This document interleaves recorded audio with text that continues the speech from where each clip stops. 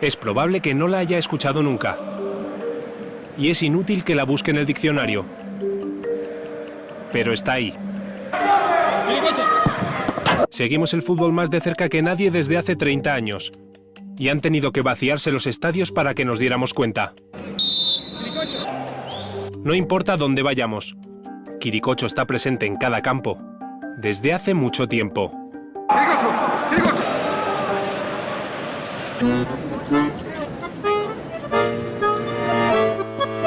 Quiricocho es como se conoce a un aficionado de Estudiantes. Se daba una circunstancia de que cada vez que Quiricocho presenciaba un entrenamiento, se producía una desgracia que generalmente se materializaba en la lesión de uno de los futbolistas. Cuando esta correlación de eventos llega a oídos de Carlos Bilardo, lejos de expulsar a Quiricocho del club o de prohibirle la entrada, algo que podría ser lógico en una persona como Bilardo, tan adepto a las cábalas y las supersticiones, decide utilizarlo a su favor.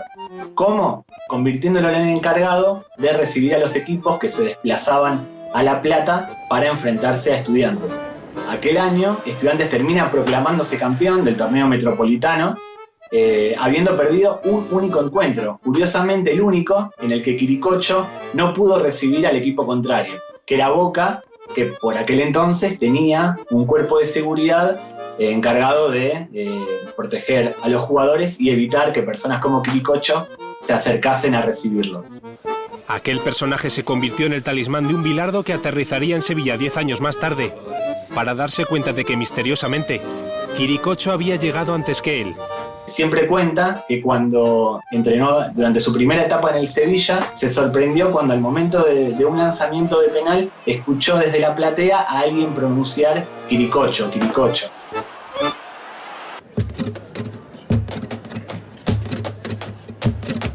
Sevilla además que es una ciudad muy espiritual y hay mucha superstición también. Vives en esta ciudad y encima viene un adicto a la superstición, lógicamente aumentó en el grupo. Se empieza a escuchar la palabra Quiricocho como una palabra para mufar un penalti o para que se fallara ese penalti. Se repetía en situaciones del juego de cartas o en situaciones en las que estabas viendo algo en un partido en la tele y lo decían. De alguna manera, Quiricocho se había convertido en una especie de conjuro conocido por muchos. Pero por suerte para el Sevilla, no era el único en el arsenal de Bilardo. Cuando eres muy supersticioso, cuando ganas, tienes que llegar en el momento correcto con la canción correcta. ¿Qué es lo que pasa? Que si el trayecto es más corto o hay menos gente, pues que Bilardo lo que hacía era que le decía al conductor que diera una vuelta al estadio para poder entrar con la música adecuada. Y si no, le decía que corriera. Por ejemplo, en los banquillos se posicionaba en un sitio muy determinado siempre, tenía que tener a la derecha siempre la misma persona y a la izquierda la misma persona. Llegábamos a los hoteles y si había una boda, alguien tenía que ir a tocar al novio. Cosas raras que uno no entiende el porqué, pero que al final se convierten en situaciones grupales que ayudan a la cohesión. Y luego además funcionó. Cuando algo funciona y se repite, se convierte en un hábito, y cuando se convierte en un hábito tú no quieres que cambie.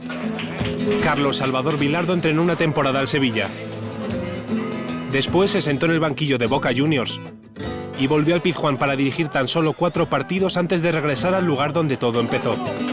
¡Vamos, vamos, boludo!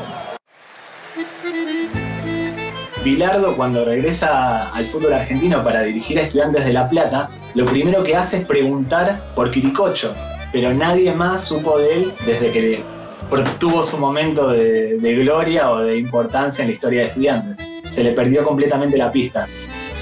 Quiricocho desapareció y Bilardo dejó de entrenar en 2004. Puede que nunca se volvieran a ver. Quizá ni siquiera existió. Pero como las buenas historias que pasan de generación en generación, la leyenda de Quiricocho permanece viva en nuestro fútbol.